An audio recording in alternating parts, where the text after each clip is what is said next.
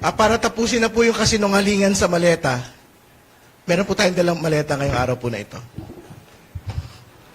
Hindi ho lahat ng maleta may pera, mga kaibigan.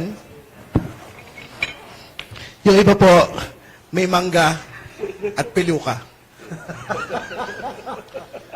The House and the House Prosecution Panel will not be deterred. Hindi ho kami magpapapigil sa mga kasinungalingan at mga fabricated testimonies po na kung sino man.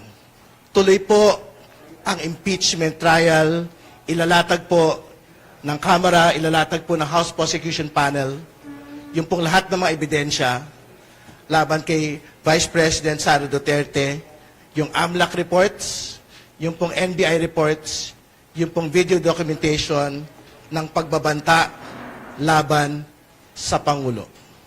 So bumalik po tayo sa usapin. Ang usapin po ay ang pagpapanagot sa pangalang Pangulo. Wala pong iba. Maraming salamat.